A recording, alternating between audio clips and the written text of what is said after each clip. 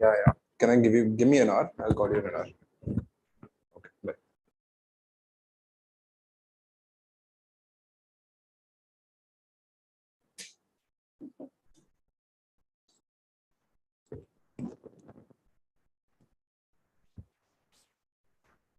Okay.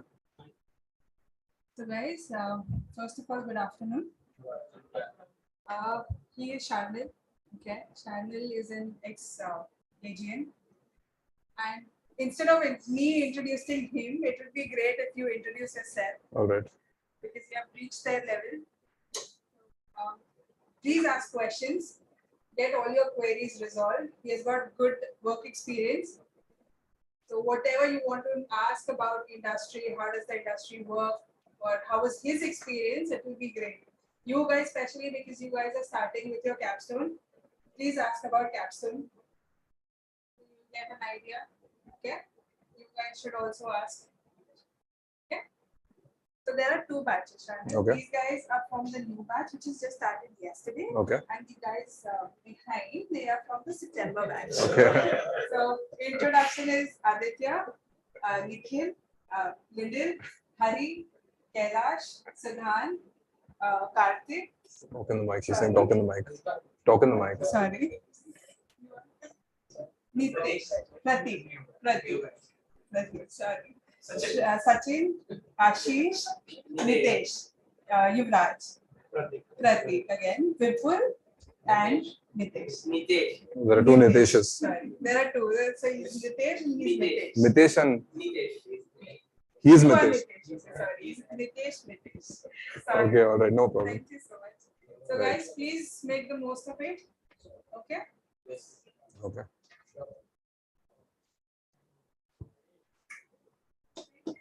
Okay, guys. So I won't take much of your time. I know it's a weekend, right? Everyone has like plans and stuff. I hope you don't have homework, right? Are they giving you a lot of homework? No. You guys are new, right? So you guys don't have any homework. You guys have a lot of like, okay. So I'll just give you a brief introduction about myself, right? I won't take too much time. So again, I've been in Aegis, right? But before I was in Aegis, I'll just tell you how I came across wanting to do data science as a career, right? So I'm a mechanical engineer by education. I studied in Pune University, majored in mechanical engineering.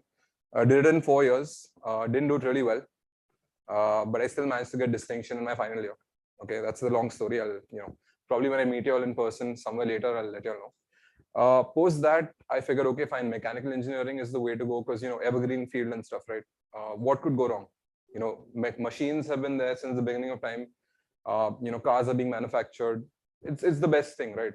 You couldn't have anything better. But then after I finished my college, I realized that, okay, fine, let's actually get some more experience in this field. So I interned at the Hyundai service center for 6 months, right? Actually fixing cars. So any Hyundai car up to 2012, like I can fix it. And, when I was there, I realized that, fine, how long am I going to fix cars for, right? If I have to build a career in this field, I'll probably need, probably a master's from abroad. And then I'll probably have a core specialization in just one sector and I'll have to just grow in that. But me as a person, I'm really indecisive, right? I get bored really fast and it's difficult for me to, pursue something for a very long time if I'm not interested in it. So at that point in time, I'm like, okay, fine, let's just take a step back, figure out my options because I didn't want to be doing this for the rest of my life. Just working in a shop or probably just reviewing someone's CAD drawings and saying, okay, this is approved. I'm the manager. I sign off and just go to a regular 9-to-5 job. So I took a step back. Did DevOps for a change. I worked in the DevOps sector for a year and a half, and it was a complete switch from the mechanical engineering sector to the IT sector. Right? It was a bold move for me, considering the fact that I had no idea of computers at the time. But in my course, I realized that how companies work.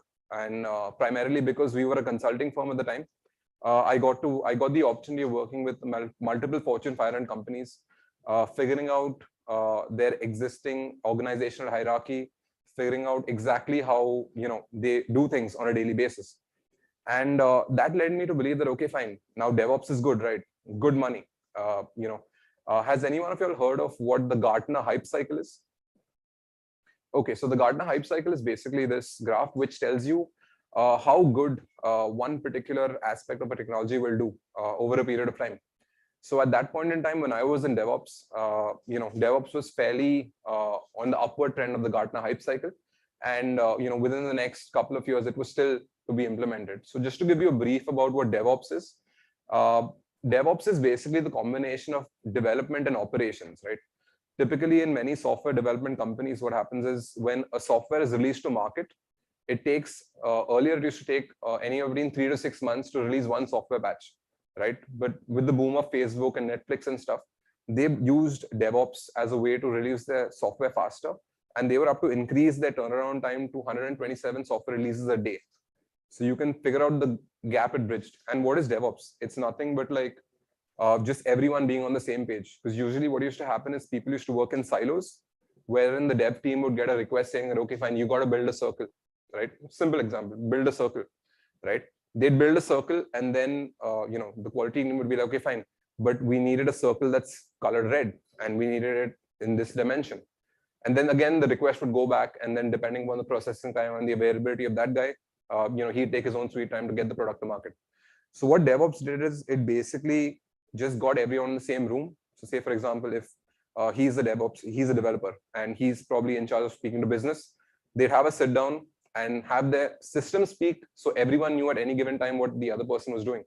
So what that led is in faster development, lower queries, lower resolutions, and faster time to market, right? So I realized at that point in time that if I had to make my career in a field like this, I'd have to have an in-depth knowledge of computer architecture. And you all know how difficult computer architecture is, because I'm assuming some of you all are from the IT background or some are computer engineers here, right? So that led me to believe, okay, fine, let me do some more research. And when I was doing a project, which my manager had given to me at the time, which actually asked me to compare where DevOps would reach in the next 10 years, right? That's when I actually realized that, okay, fine, DevOps is going to reach so-and-so. And then I saw this thing which was called AI machine learning. I'm like, what is this, right? Like, what is this? So then it was really at the nascent stage at that point in time in the Gartner hype cycle. And then I did some more research and I found that, okay, fine, to build a career in this sector, all you needed was logic, you needed math, and you needed statistics and reasoning, right? I had the math because I had an engineering background. I knew statistics, fairly, and I had logic because of my past experience and the various things I was subjected to over the course of my life. And after I did that, then I'm like, okay, fine. What is this coding thing? I had this huge block about coding. I'm like, fine, let's just see how much money it makes me, right? Because everyone wants money at the end of the day. Right? You got to eat something. So once I did that, I was like, okay, fine. These guys pay really well, and it's something that I hate the least. And that's exactly how I got into data science. It wasn't my passion. Okay, it wasn't something that I was planning. Like, okay, fine, bro, 12th, I'm going to do 12th. I'm going to get into an engineering college, then do data science. No, it was something that I merely stumbled upon basis one piece of research that I did. And after I did that, I'm like, okay, fine. So what do I need next to do data science, right? Like, should I just enroll myself into a college and just like, do what I did in engineering, when I didn't really want to do engineering, but I did because, people, pushed me towards it, right? It's the right thing to do. You're the eldest in the family, set an example, first engineer in the family and all that. That's all crap. Don't ever buy anything anyone says to you if you don't really want to do it, right? So I took some time off. I gave a couple of entrance exams. At that time, I was still juggling because, in India, everyone's like, okay, engineering and then MBA, right? Because that's what everyone does. I mean, you see movies and stuff, right? That's what everyone does. Oh, I'm going to be engineering. I'm going to do MBA. I'm going to get a cute girlfriend and like chill. That's what everyone does, right? So I said, okay, fine. Let me see if I can get some experience in data science. So what I did is I interned. I put in my papers. I didn't do anything for the next 2 months. I then approached Kotak Mahindra. And at that time, they had an opening. But the issue was they only hired people with a master's degree. So I went for the interview, with like absolutely nothing to do. I gave my best shot. And they realized that I wanted to learn, right? So they gave me an opportunity, and that's how I managed to get into the core research and development lab for data science in Kotak Mahindra Bank. And I got posted at the headquarters in Dindoshi IT Park for a 6-month duration, where I had to come up with one machine learning project, right? I met a couple of people there. At the time, my guide was Dr. Setu Kumar Chaturvedi, who is an accomplished PhD, right? And whenever you're speaking to an accomplished PhD, you're like, oh my God, this guy knows so much. Like how, like I didn't even want to come up to him with my stupid questions. And then one fine day, like when I was working on my model and stuff, the guy comes to me and I'm doing logistic regression, right? And he's like, yeah, but what is the accuracy in logistic regression? I'm like, bro, what are you talking about? You're a PhD. What is this thing of accuracy in logistic regression? Like you guys clearly know, since you've done the course, like what are the parameters you have to monitor. And that's when I realized that a degree does not define your intellect or your level of doing something. So that's when I realized that, okay, fine, Kotak Mahindra is fine as an organization, it's doing really well. And I was like, okay, what next? Like, how do I do it next? So then I started interacting with my peers, the people I used to work with, and I asked them, okay, what are the things you guys work on? So they worked on just three things. One was the banking products, one was fraud detection, and another one was OCR, which was basically going to help their banking processes move forward and reduce their time, increase their ROI and stuff like that. Basically, they were trying to make their existing departments redundant. So I'm like, wow, man, this is cool. But do I have enough experience in banking? No. So at the end of 6 months, when I was offered a job at Kotak Mahindra, at that time for I think 10 lakhs, I refused it. Why? Because I realized that had I taken that job at that time for 10 lakhs, I would probably be subjected to like a rat race wherein I have just limited knowledge and I have just one segment in which I can go to, right? So my only advice to you would be, just basis this last couple of sentences that I said, is do not focus on just one thing, right? Like try and improve your knowledge base as much as possible in terms of industries. Because, by the end of the course, I'm pretty sure all of you guys will be very, apt, very up to date in terms of implementing machine learning models, using Python, using this. But there are like thousands like this out of you. Like if I walk out the door outside, I go to another college, there are going to be thousands. So what makes you guys different from the other thousands that are there? Because everyone knows that data science is a new thing, right? It's been on for a couple of things. You go to Quora, you go to like Medium, you're going to find like multiple data science articles and stuff, right?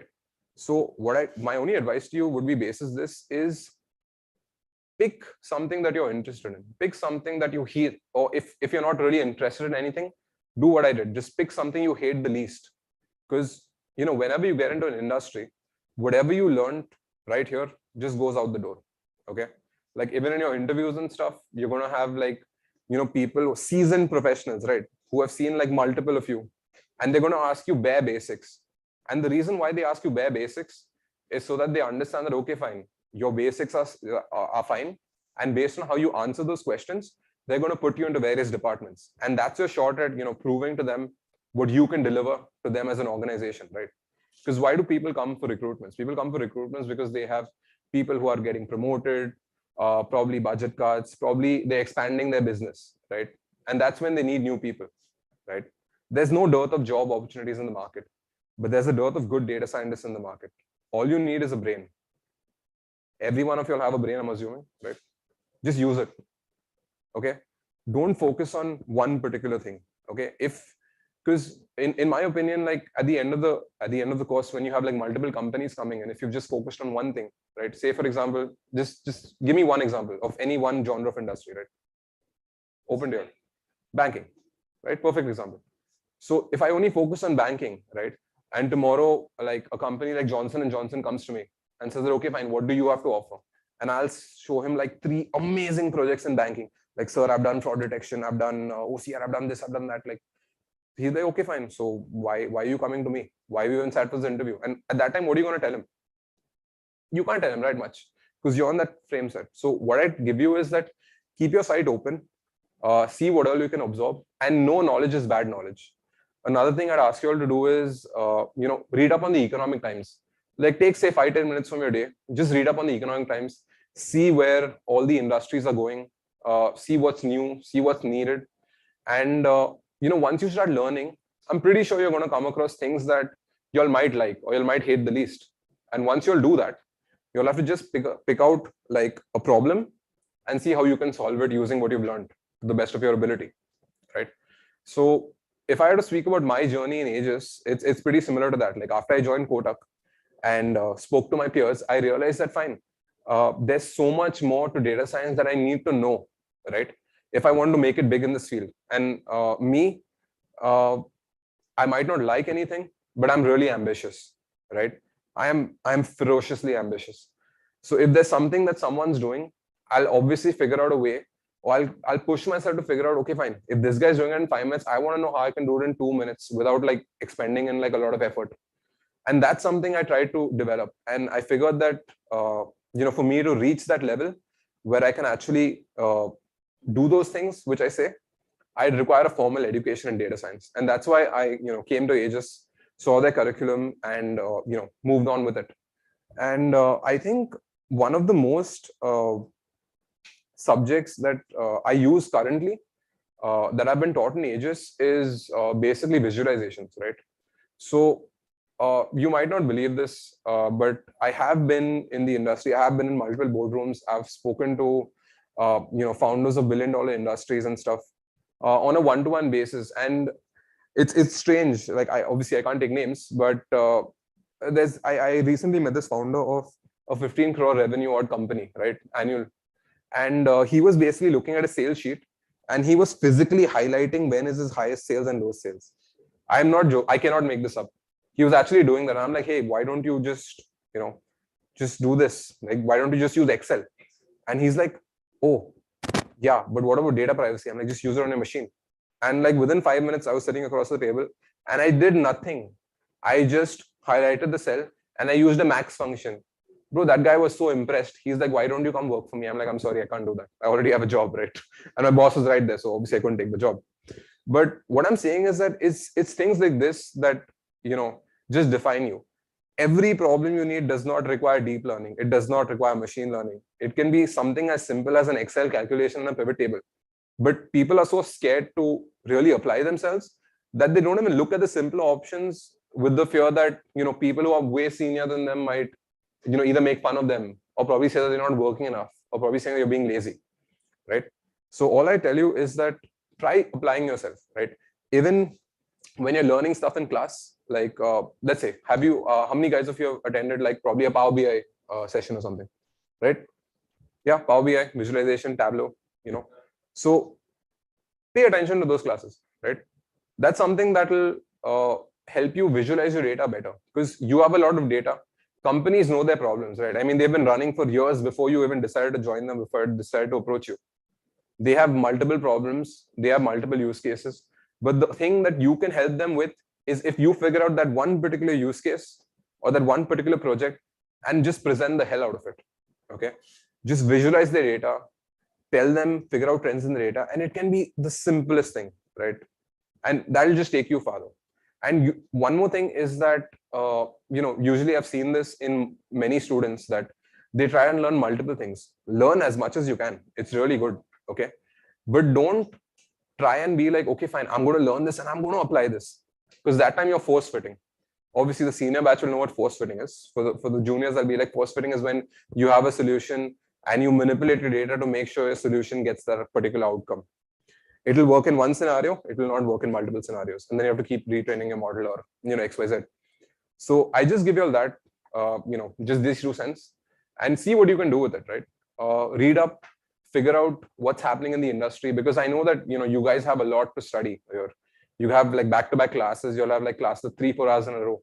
But take some time off for yourself to actually, try and figure what drives you. Because at the end of the day, if you find what drives you, you will not work a day in your life, right? It'll all be just child's play for you. It'll be like you like waking up in the morning. You'd like going to work, right? Me, for example, I did not like my first job. I did not like my second job. But now, basis what I know, basis the kind of people I've interacted with, basis the roles I have right now, I absolutely love it. Like, I don't work, like there are days where I don't work at all. And there are days where I work like 10 hours straight. But that's a personal choice, because I want to do that. I want to see my career grow.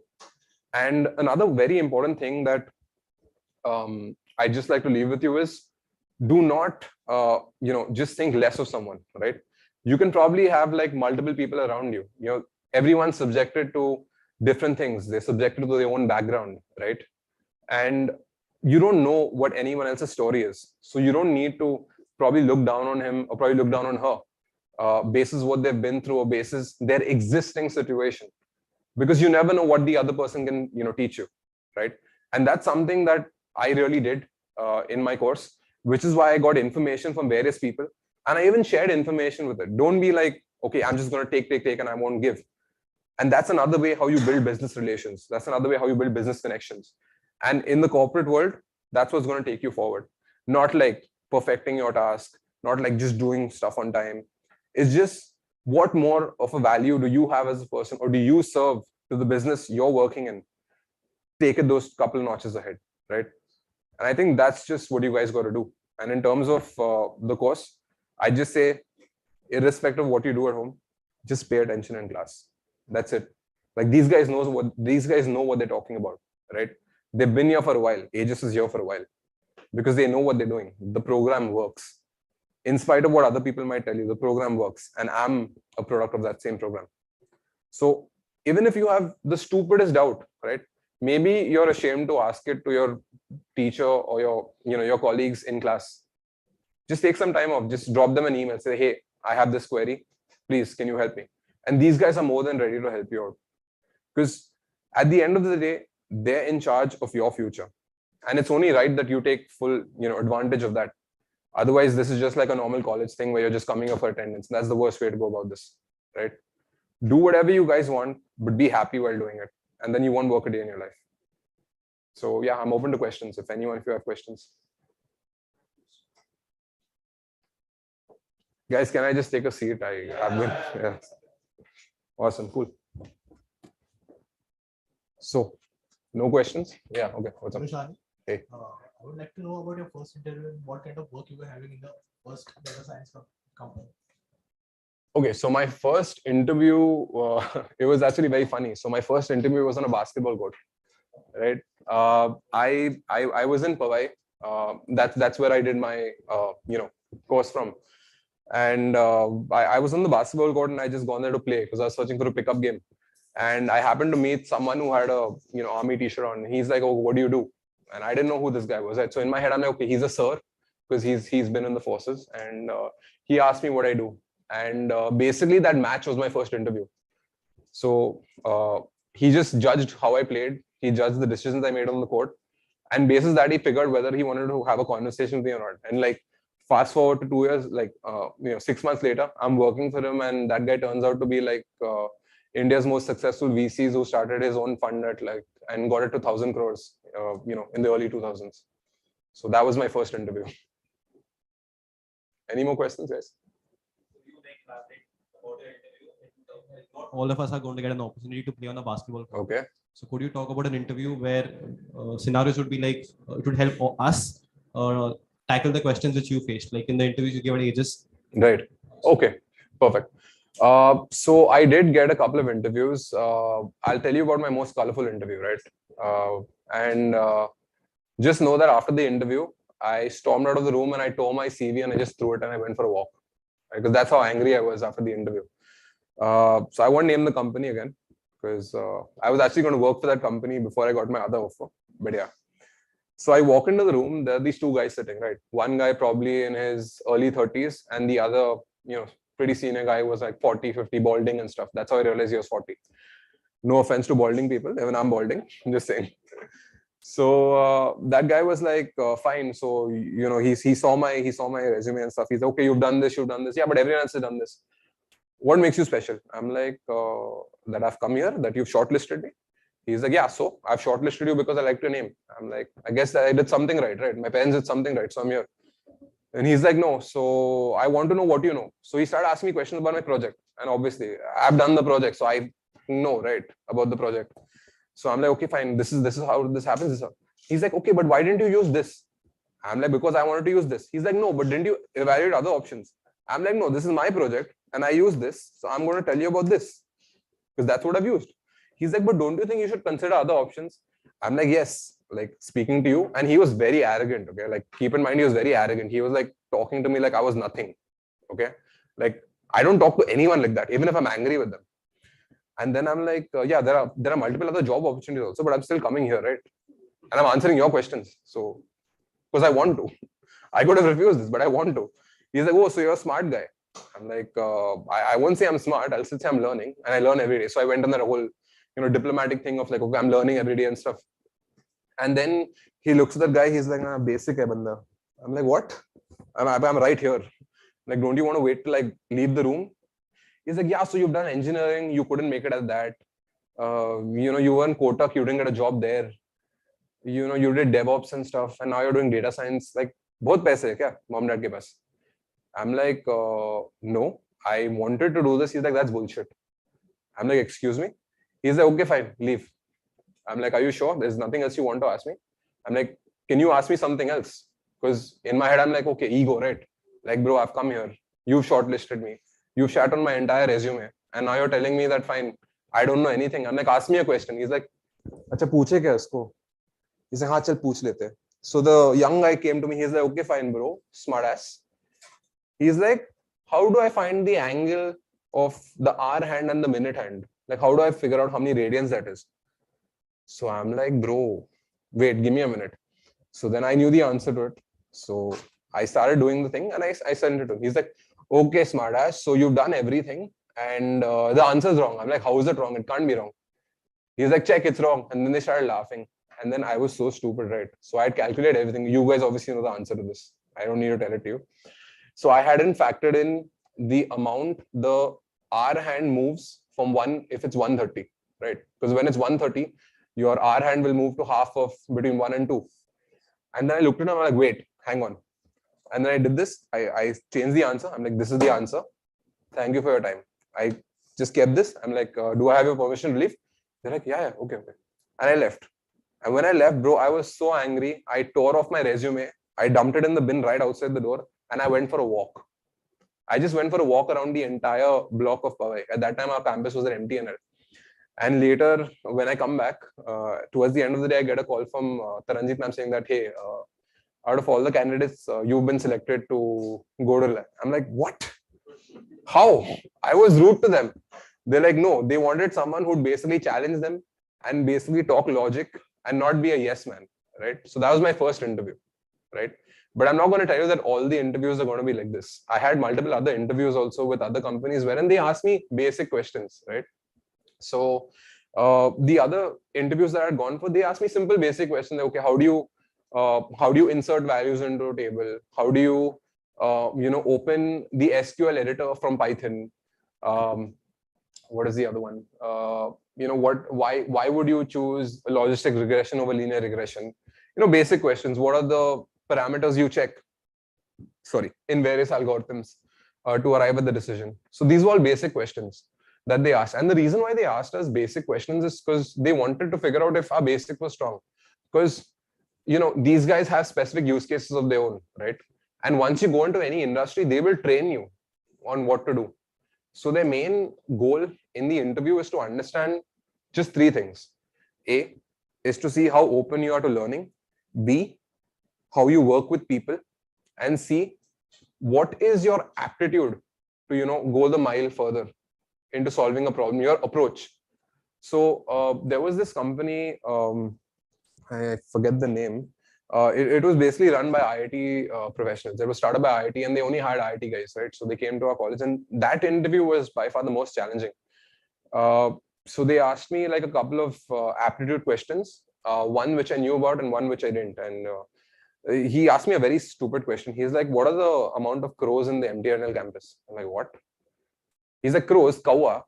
Like, how many number of crows are in the MTNL campus right now? And he's like, provide your reasoning. So at that time, I'm like, okay, why does this guy want to know crows? So I'm thinking, okay, what business? Are you in the wildlife business? So I was stupid, right? I didn't read about the company for walking in. And the guy's like, are you serious? You're actually asking me in an interview if I work in wildlife? Bro, I work in a tech company. I'm like, yeah, but you're asking me a crow question, right? So this is the only logical question to ask. He's like, you know what? Just don't ask me questions. It's your interview, not mine. So just give me the answer. So then I thought for a while, I'm like, okay, fine. How can you figure out something as arbid as crows, right? So then I'm like, okay, where do crows usually sit? I'm like, trees, right? So then I just gave a random number of trees inside. Then I'm like, okay, where else do crows sit? Like, what do crows eat? Crows eat pigeon eggs, right? Where do you find pigeon eggs? On the outdoor units of ACs, right?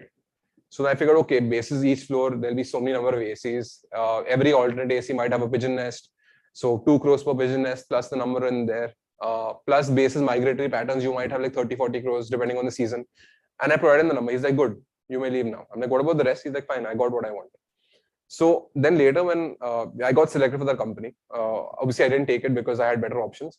But then I after the interview, I asked the guy, I'm like, why did you select me? Like what? I just gave you 1 right answer and 3 wrong answers, right? Why did you select me? In my head, I'm like, that's 25% of the paper. And he's like, it wasn't your answer in particular, but it was the way you approached the problem.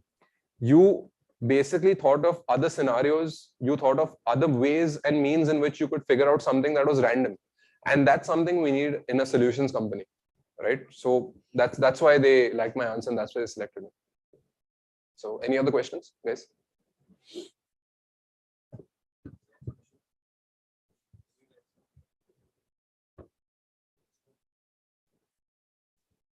The more questions you ask, the longer you guys have to stay here. Okay, so I got to go to Pune quickly. I'm just kidding. Come on, ask me. Can you talk about your Capstone project, how you like approached and all that? How you got the idea? Okay. Two people are joining in this team. Okay. So one is Mohit, who has recently completed his graduation. Right.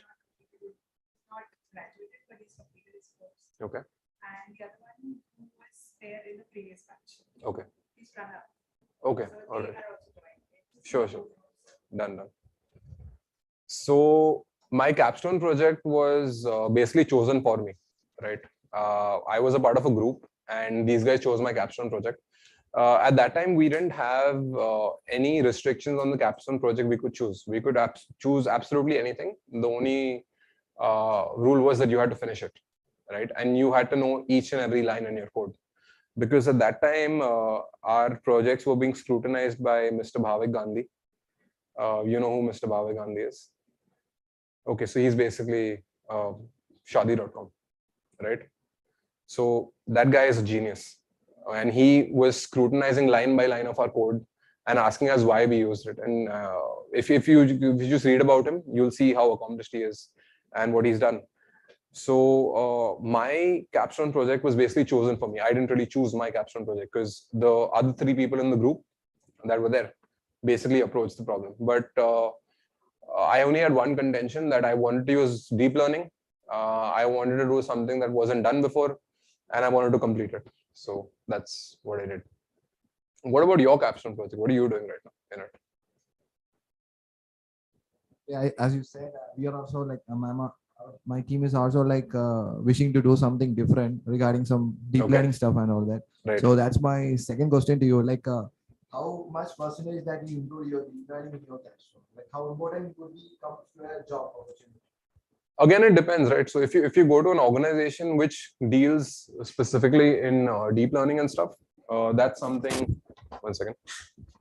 Yeah, just make some space for these guys, right? Yeah.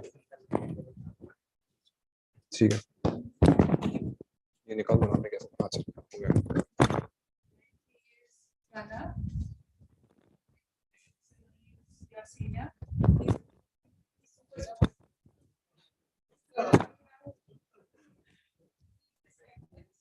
Please ask your questions.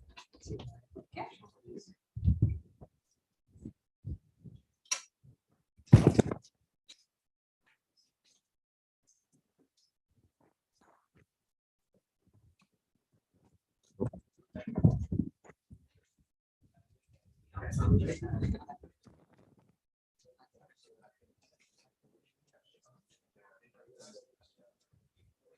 Yes, to answer your question, it again depends upon the company you work. If the company does not use deep learning, you're not going to use that much. So it actually depends. So if you want to get into deep learning, you might as well start talking to companies right now that are doing something. And if that's what you really want to do, then I'd suggest you learn the math behind deep learning, because that's one very gray area which companies haven't perfected yet. So I've also interacted with multiple companies that are using TensorFlow for the camera analytics and stuff. In fact, we have a sister company which does that. I'm currently working on a project for that. So again, it depends on how well you know your math, because your deep learning model is only going to be as good as the math behind it. And if you figure out the math behind it, that's like pretty much 80% of the job done. So, to begin with, at least I will give my introduction. अभी कर लेते हैं. थोड़ा introduction वगैरह कर लेते हैं. So my name is Mohit Chaudhary. So I was in the previous batch. I got recently placed a month back with Analytical Wizards as an analyst. So the company that I'm working with is into pharma analytics. And यहाँ पे I was in the online batch. And हमारा जो, if you want to ask about Capstone, तो हम लोगों ने like किया हुआ है कि transliteration of signboards from Hindi to English. So generally you've seen translation. So instead of that, like how you would type on WhatsApp, like जैसे हम लोग हिंदी में जो बोल रहे, that is written in English. So that is exactly what we were trying to do from signboards itself. So yeah. Hello guys, hello everyone. My name is Pranav. I think I was before his batch. My batch was also online mostly because that was a crux of COVID period, you know. Just to introduce myself, I was working in Accenture before for 3 years as a business analyst. And after then, there comes a point in life where you realize that your life is a little saturated and you're doing the same work over and over again, and you really need to upskill. So taking that into mind, I joined Aegis. And after joining Aegis and after completing the complete 1 year course, I was selected in maybe 3 companies I got. And out of which I selected Wellness Forever. If people know, like in those who live in Mumbai, they might know. And now the company will recently, they will launch the IPO as well. So we'll be with the public limited company soon. So currently we have, just to we'll carry forward, all 3 wants this to be a interactive session, but just to introduce it in terms of the work we do. So mostly I look into the omni channel and the hyper local part of it. Omni channel is that the product of yours is available in multiple channels, and you mostly focus on the e-com area. As you know, we might have 300 plus stores in Mumbai alone, but now also everything is going online. So we have to reach that delivery stage where we deliver things like Domino's in 30 minutes, which is a huge task for someone like pharmaceutical, where you have to see the prescription, read every line, verify the drugs, then decide your according to your MFM area, and then deliver those things to a particular customer. So that is all things which we are trying to achieve. Apart from that, we are heavily into marketing as well. Digital marketing is something everyone is looking into, and the data science plus digital marketing is amazing combination. So if anyone is interested in customer acquisition per se, customer retention, how do you retain the customer, what are the target segments you make for the customers, that also I look into. So that's a short thing. Yeah. So if you guys have any questions, like you want to know something from us, like please feel free to ask us as well. Yeah. So in terms of not just as in terms of what we do in work, but how you will proceed your your journey in Aegis as well, because that's important. If anyone have any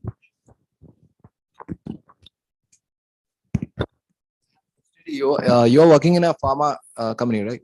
right. Actually, both we. of us in Oh, like okay, a okay, pharma. okay. So we have been discussing a project with my team as a drug administration route classification. Actually, we are like in a blind side, like how we can get the data out of it. Like from which source we should get the data and all that. Like it's a sensitive data or not. That confusion is there. I have read a paper. Like some open sources like ChemBL sites are there, but it's very difficult to approach the data. So any kind of feedback or suggestion from your side?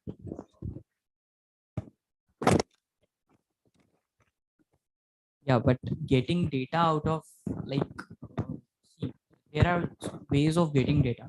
As in, the first thing, you can scrape things up, but which specific data you want, if you can elaborate on that. Actually, it's about drug administration route data. So it's Drug more about administration. the data, drug discovery data and all that, chemical compositions. Okay, the and everything. molecules which are used Yeah, in yeah, particular target variables and all medicine. that, yeah. So there are quite a sources, but I think you should go in a legal way, and they share data. Okay. But you can scrape it up a bit, as Okay. always, because scraping is not illegal per se. As in illegal, it is not there. But yeah, but what you can do is you can just search upon few companies which already provides you the data, like for the FDA for that matter. Even the government websites are there which gives you a data for free, and they just sign some contracts and some NDA, that is non-data disclosures things, where you will, when you will publish it on GitHub maybe, then you don't give the GitHub a source of your data set or something, but just the logic which you have implemented. So that can be the one way. But I think you should go in a legal way and try to approach few companies which does that, and also the FDA for that. Okay. So like also in terms of like reaching out to companies, like it will definitely be a bit difficult. You Yes. can maybe ask the college for some help regarding that, and also go for like preferably older data, because definitely no one is going to give you new data, like Yes. something that they're working on right now. It is Yeah. very much unlikely. Try to reach out to people on LinkedIn and see if they are helping. Like you need to look into particular pharmaceutical companies, the manufacturers themselves, because they are the one who are testing for administering those kind of drugs to people. So that is what you'll have to look out to. Reach out to them on LinkedIn or directly mail the companies. If you know there's an office nearby, you can call them and then see if you can get even a data for like, let's say 15, 20 years back, like what was the research data. Or so now if it is also into research, there are people who are publishing papers. So maybe finding out those university students, trying to figure out where did they get the data from, Okay. because they have written those papers based on a certain data, right? Yes. So that is something I would suggest. Okay. Thank you. As you are working in Wellness Forever, so whenever I visit a Wellness Forever, the first thing you do is collect the data from me. So how do you use that data for your? Well, I cannot go into the details of that. But yeah, what I can tell you is any data that is collected, right, from the customers, any data per se, though it from the feedback perspective, though it from the perspective of improvising your customer experience. So that is basically all what we try to do is use that for gaining more customers, first of all. And the second thing is, how do you like your products? Like from the product perspective, like what are the products which you are buying regularly, what frequency with which you are buying it, and maybe recommend you some good products. For example, you go on YouTube, right? You consume certain amount of content there, and you must have all heard about recommendation systems and how like it has been amazing recommendation systems which you have on Google or YouTube. But for them to reach that level, they must have acquired so much of data, and they would have processed them machine like models and neural networks accordingly. But we cannot have that much amount of data. But whatever data we see, no, I think no company or no is excluded from this. Everyone, even if you go on a website, you just, when you press OK on there, they'll start collecting data from you or some way or the other. Or there are certain background tools which already knows you, and you have been directed to that website you never know about. So that's the world of data we are dealing with. But yes, that data is used in three ways. One is enhance your customer experience. Second is, of course, to enhance our business. And the third part is how well we can develop the product insights which we sell. Thank you. Hello everyone, Karthik here. So my question is to Sharnel, like you said, you are mostly working on visualizations. So which kind of tool currently you are using, and what is the deployment part? Like it is static or dynamic? Like you take an Excel sheet, visualize it, and show them to the stakeholders, or is it like in the cloud? The data is in the cloud. We extract some data, visualize it, and then show to the stakeholders. Like what is the flow of all the process? So typically I use any tool that's free and we don't have to pay for. Yeah. Because that's the one thing that we pay patience. And so it depends. It depends on who I'm presenting for it. So if I'm presenting probably like a stakeholder or something, I'll use the tool. I'll take snippets of that or create a dashboard of that, and probably put a link in the presentation and display that. But if I'm showing it to my internal stakeholders, I'll just telecast my screen and do that. And the process is pretty straightforward. The data is already available to the basis, whatever the use cases. And at the end of it, there are multiple review meetings in which my senior, basically my boss, like I report directly to management. They basically review it once or twice, and then after they have what they want, I present.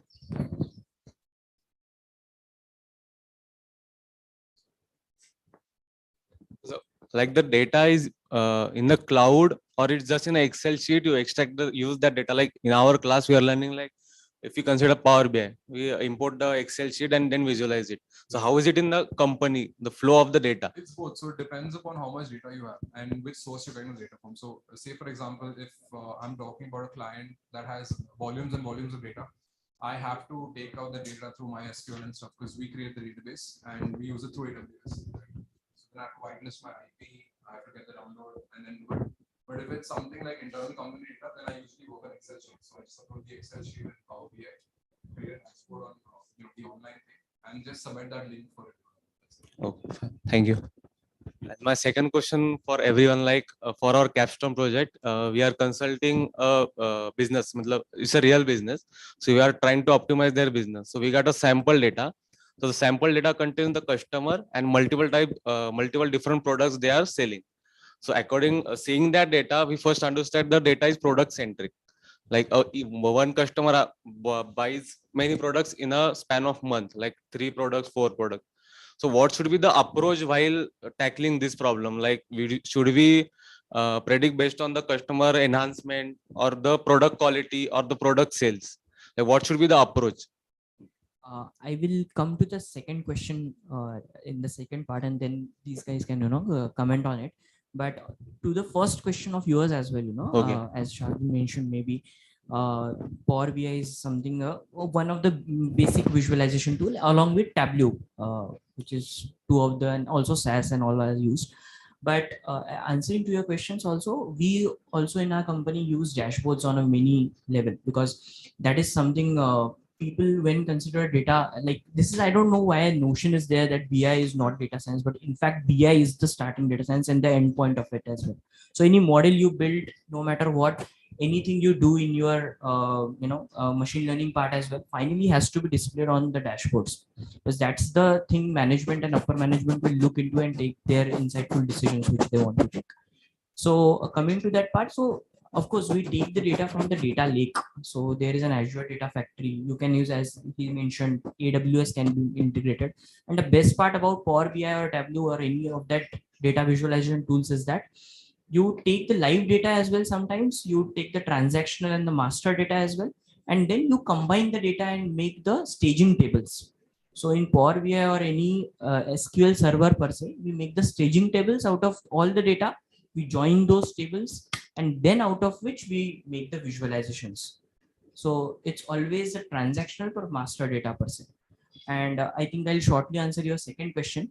I think you can explore all the like options which you have. For that matter, even it's a customer data, you are saying there are multiple customers and each customer might have brought these many number of the products. As you said, it is a sample data. What you can do, I think, is the best way to start with the RFM analysis, which you can do. So that is your recency, frequency, and monetary value. So how recently your customers has interacted with you, what is the monetary value which they have generated, so which customers generated which of the monetary, which customers highest monetary value for you, and how frequently they are coming to your place.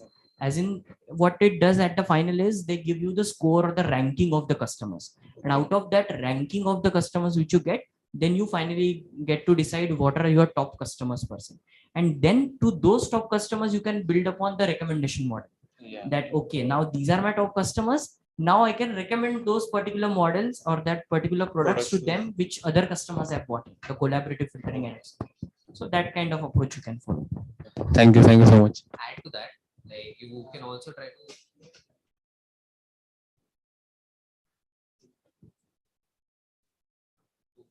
to add to that, to the part Pranav was mentioning. So also you can figure out what the company is already doing with that data.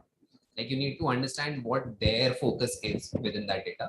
So currently their focus is nothing, like it's a small scale industry and they are not into that data kind of thing. They are not aware of data collection also. Okay. So that's why the problem lies there also. Like they are not aware of anything. Like most of the data, like we are saying that exported from Tally or any other financial tools.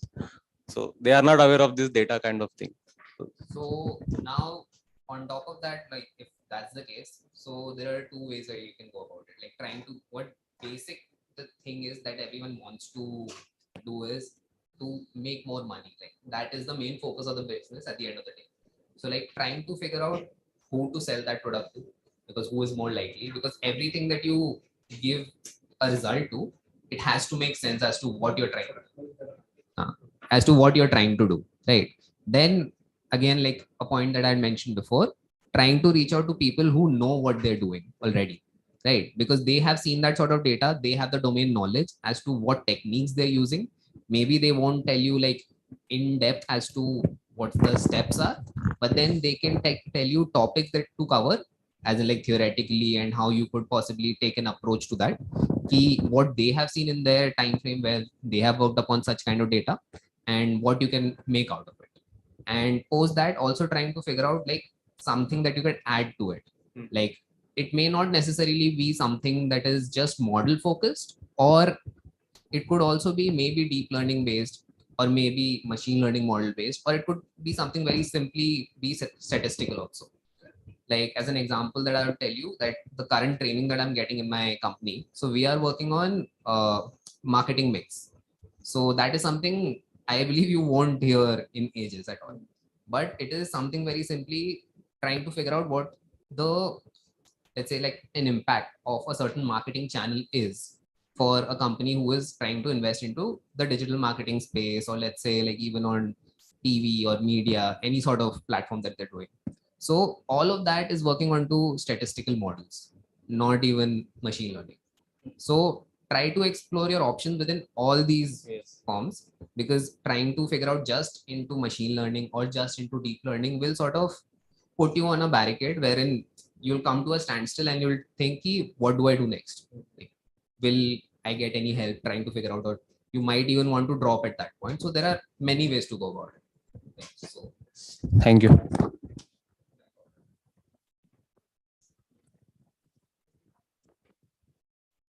As you all know, like data cleaning is the most important part of being a data scientist. So what are the challenges you're facing for as you are working with the real data?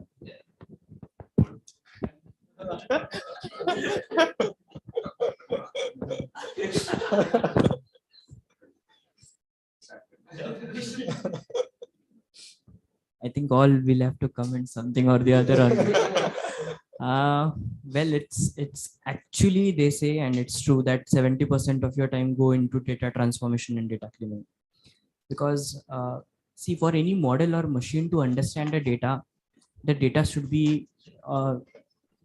be some form, right? It should have certain transformation, it should have certain distributions which that model presumes, for that matter of sake. Not just, as he mentioned, very important point, so I'll add that point and answer that, limiting your scope to just machine learning kind of thing, or just deep learning, just machine learning, will bound your vision, for that matter. So alone statistics and the simple methods of mean, median, mode can achieve you results like nothing. So always go back to basics, understand what this data is for to you. And as he mentioned, data cleaning always starts with the data stakeholders, as in who takes care of that data. If I say that I am looking into omni-channel, or if I am looking into, per se, his marketing, per se. So if the marketing person is taking care of the data, so from what is the source or origin of that data, then understand from where that data is getting generated. So if that data is getting generated and the source itself is not correct, so no matter what you transform or you clean in your models, no matter what will happen. So try to get that data verified first. So nowadays there's a actually this concept is now entangling, and this unity of MDM plus data science is also coming. Do you know MDM? MDM is a very important concept which is called as master data management. So nowadays people are investing crores and crores of money on the softwares which will give you the just clean data for your things to sort it out. So they just try, rather than focusing on your machine learning models and trying to clean it there, what we do is we go to the source, understand its prevalence, and try to clean it from the source itself. Of course, after there will be many steps for us to do, but the source is clean, then you can understand that yes, now I have the data which is clean with me, and the source is itself clean. And you might have heard about three things in data cleaning. Like these three things, always keep in mind, what is it, a source problem, is it a data source problem, or is it something which you have to deal with internally. If there is a missing data, why it's a missing data, if there are null values, why it is so. So first contact your stakeholders, what it is about, know the business about it, so they will be the best person to answer your questions, and then go into the machine learning phase and cleaning it.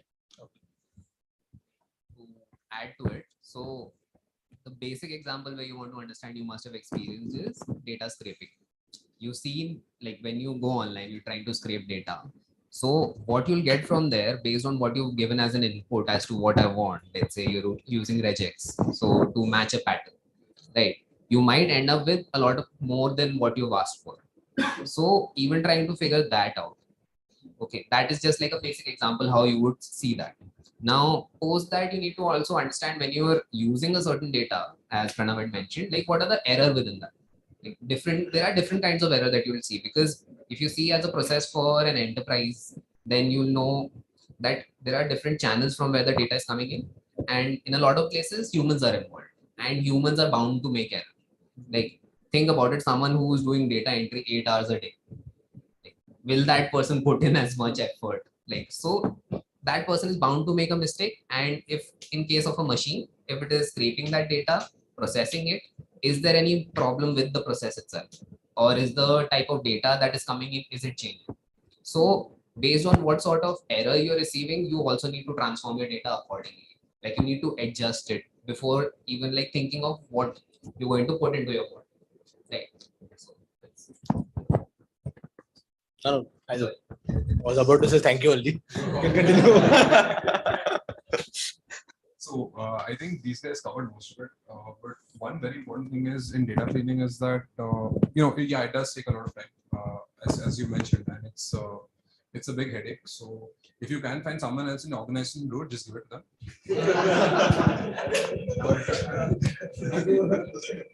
But the easiest thing to do is to arrive at what you want faster is get in touch with the people who actually stored the data. Get in touch with business. Get in touch with the people who actually feed in the data, who actually make sense of it, and why they've done that. So once you get a range of exactly what you want the data to be in, what format you want it to be in. Again, I'm not talking about just like wrong spellings and stuff, but that will help you arrive at your goal faster as opposed to just doing it on your own.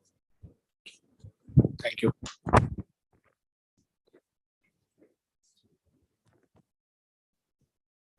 I want to ask something like, how many of you are all like planning to look for a role as a data scientist itself?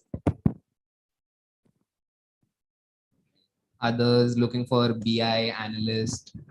Anyone? Like we are open for all only, but the first priority is data At the scientist. end of it, everyone is looking at placement mein kya milta hai. So, But the first priority is data scientist. like, okay. One thing I want to say about it is be open to stuff, because everything over here, like let's say be it as an analyst, as a business intelligence analyst, or as a data engineer, data scientist, all of these roles fall into data science itself. You need not limit yourself to a data scientist itself that I will sit and do deep learning only. Koi guarantee nahi hai. Yeah. So whatever you get, it's not like obviously you'll go with preferences, but when you're also exploring, try to find like different sort of results. Like if I try to do it statistically, if I try to make a machine learning model, if I try to make a deep learning model, at every step, try to explain what you're trying to do, why you're making a certain decision. Because when you make a certain decision, it can make, like, if you look at it from a company's perspective, like there is a certain ROI that is coming in when you're trying to spend money. So you need, in a lot of cases, you'll find people are trying to optimize that ROI, which is return on investment. So when you make like a very small decision, and based on that, you can see like your company could lose or gain like lakhs of rupees, or let's say dollars, whatever you're dealing it. That simple decision, you need to be able to explain it to your investors, your stakeholders, everyone, or your senior management as to why you're making that decision. Like, let's say for my interview, if I had to tell you, the company that I joined in at, I had a hour-long interview. It was more like a discussion, but 45 minutes of it went into regression itself. Not even like regression from, let's say, random forest or anything, linear regression, just linear regression. And that simple thing took so long as to, like, if you think, you would say there is multicollinearity within your data. So I will just drop this particular variable. Now, if I say in a marketing mix model, I am dropping this particular feature, what does it mean to my model? What does it mean to my business? Like, why am I dropping this? And how does it make sense to even drop that? Like, so even simple things like linear regression can help you a lot. It is also being used a lot within the market. So as an analyst, for me in my company, I don't need to model like manually. We have a platform wherein from which we can pull out the data and like get results within the model. We just need to make our basic like feature extraction and like that sort of basic decision as to what will be used, what will not be used. That we pass out, and then we see the results as to what is it telling us in terms of ROI, if it is customer segmentation, how does it all make sense? That is your main goal at the end of the day. I think Mohit already covered few of the most important things.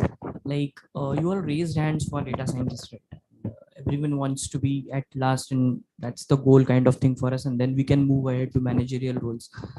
But as he said, please be open to many roles, because that will only pave your way to the industries which you really want to go in, right? Because that's the domain you will want to focus. And as he mentioned, no, when you get that ROI, the kick of it is different. When you say maybe you save some, maybe you will first save in lakhs, whatever rupees you will save because of the small decisions you will take, the optimizations which you will do. If certain channel partners are costing you more, you will find out they are costing you more. If certain suppliers are not giving you the correct margin, you will find out that. And out of which, and finally the management understands that yes, now this I have hired, and I have hired this as a data analyst, data scientist, whatever role you may call it. But now finally they are adding and bringing the value to the table, and they are improving my business person, real business for that matter. So just to add that, and the last pointer is the storytelling part of it. You need to really explain what you do in simple English, man. Matlab, you need to be very clear on what you did, so that even a layman and a upper management person who doesn't know a shit about data science, they don't know what model you will build, they don't know what mathematical expressions you will do, how many lines of code you have written, but what they want is an optimized result, and what the decision they will take, and what insight they'll draw from it. So finally you have to explain them the importance of that. You have to explain them the process, and finally you have to explain in a very data storytelling way. So develop that art of data storytelling. It will really help you in your interviews as well. So all the best for your future, and anything you contact us.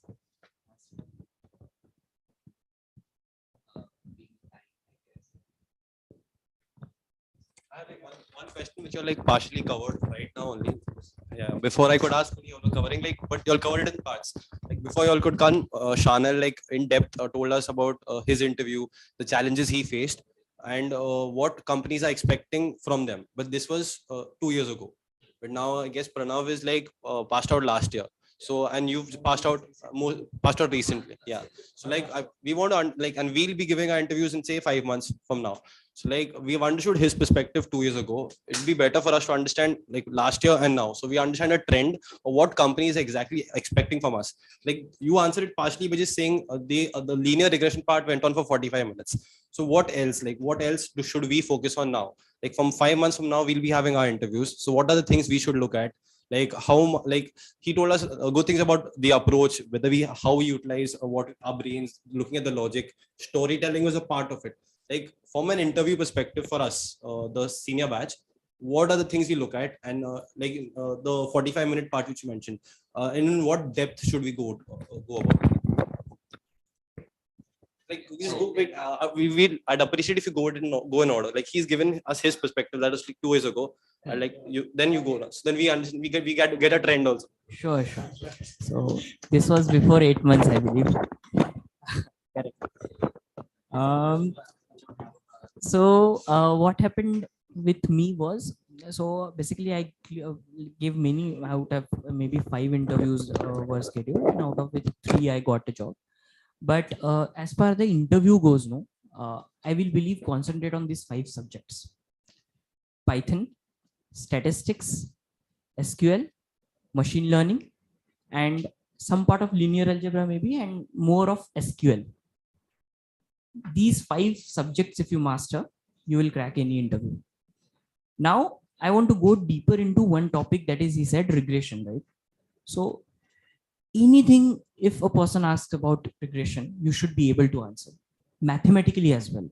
So if there are certain people who want to go into deep learning and much into NLP, they are free to be, but because the companies in India are limited to that. We should understand that, right? Because if you want to go into that, then as I came in here, he talked about how good it is for you to be mathematically strong in NLP as well.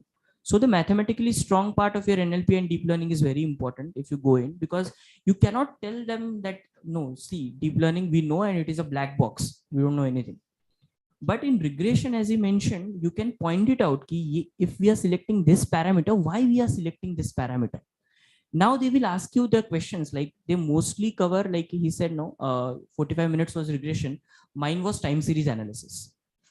In one of the interviews, they just focus on my time series models, whatever models I used, what is the ARIMA, how I was deriving my results, and more of it from a data frame perspective. Like if I'm using Python for that matter, they just ask you very random stuff since from the starting, as in, can you drop these columns for me?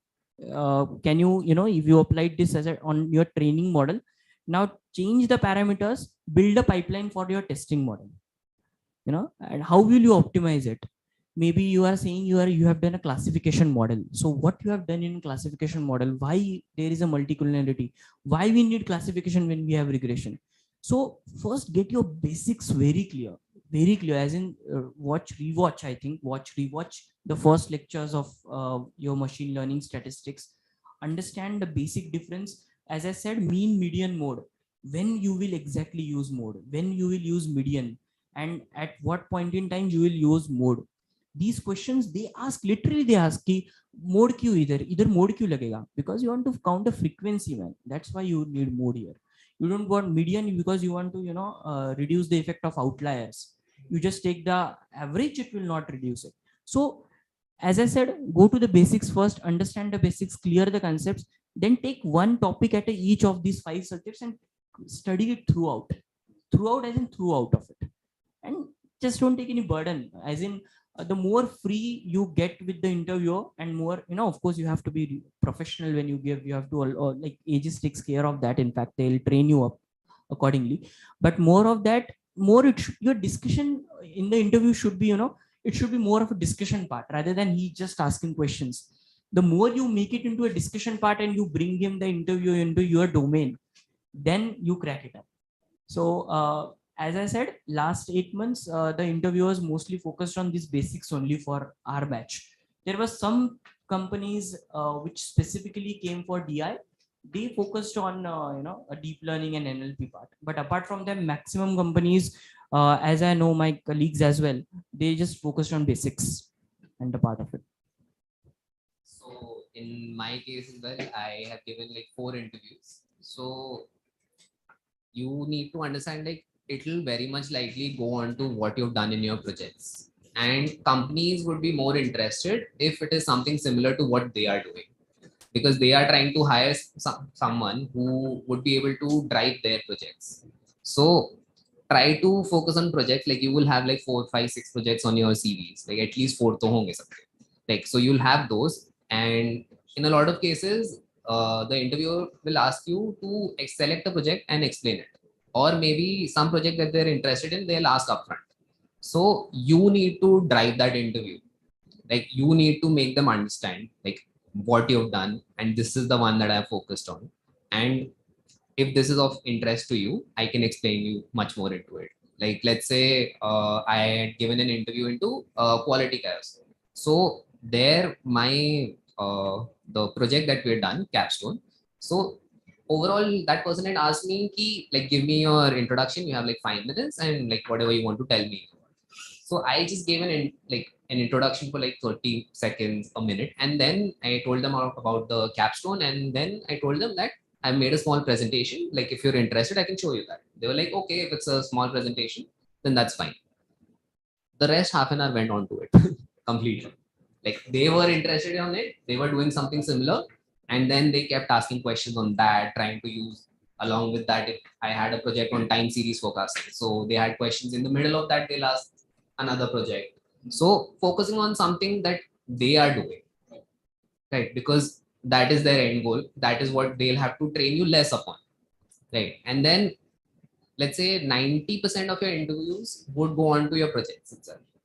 And very few companies actually dive really deep into it. So in our case, Shadi.com had come. People have given interviews for like 2 hours per person, like 2 hours, 2.5 hours. They dive into your projects and they will ask you line by line that why have you done something. So there will be a few companies in that scenario, but then a lot of it would be like overall, like what you have done in your project, how can you scale it, what different can you do.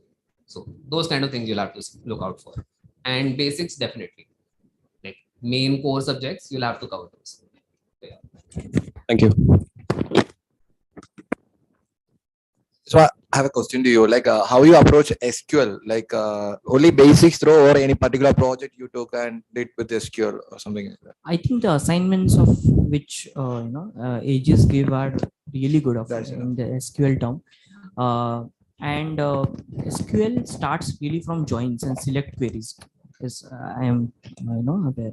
So there are no such projects for SQL, but there are questions which are really difficult, and you try to attempt it. As in whatever he talked about dashboards, but more of a backend work if you can do the same in SQL and then directly use those into your things. So there are certain videos on the YouTube as well, which just gives you tough questions on SQL. And I think Aegis also covers a bit on the assignments part which they give.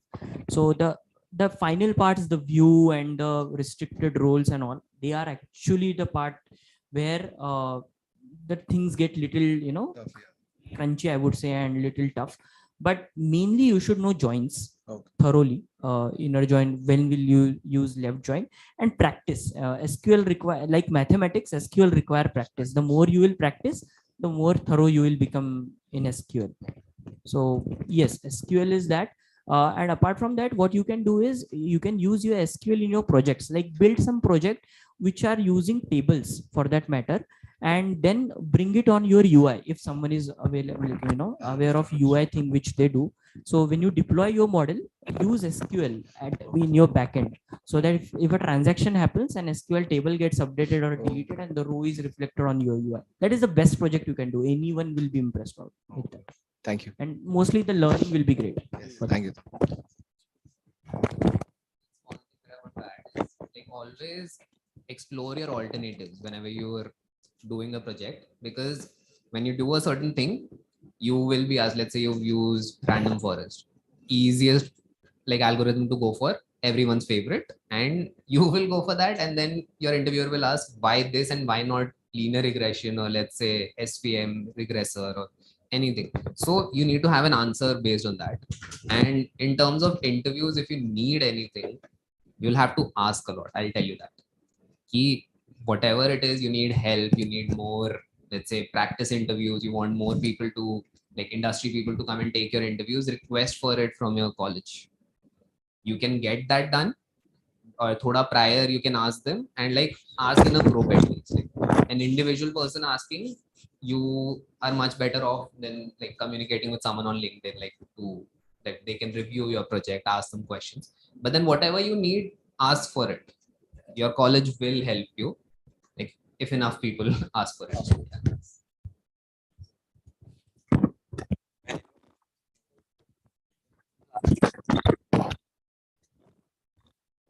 I'm Pratik from the latest batch that started yesterday only. So, what will be like you will like to suggest in terms of online resources apart from the ones that Aegis will cover, that will help us in self-studying things that will it will make our journey easier. Like let's say Kaggle and that all, like how will you emphasize the importance of Kaggle projects? So again, it depends on what you want to do, right? So the easiest way is to just ask your professors, because they have access to like a huge series of resources. They have ebooks, they give you websites, they give you links and stuff. But if you actually want to learn, you can just, even if you just keep searching on Stack Overflow and stuff, right? The thing I did was, whenever I came across a problem, I put up the solution, like I put up the question on Stack Overflow. I checked the results, and then basis that, I just got threads to other problems on which I put solutions. And that's somewhere where you learn. And in those forums, just be active and it won't take more than 1.5 hours per day. Yeah. Just when you're eating or something, just to review that, and that's it. Yeah, thank you. Another, like, if you want particular websites also, as I can remember two. Like, if you want to look for papers, there is one archive.org. Okay, yeah. Uspe you'll find like many different papers. Directly Google, along with the Google search, you'll have to name the website. Directly, if you look within it, you might not be able to look for it. And I believe there was this website called Corgis, CORGIS. So there also you'll find a lot of data. Okay. Thank you.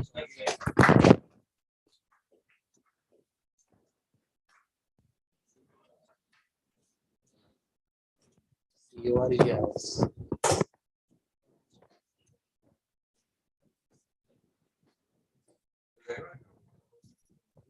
Yeah, it's good, bro.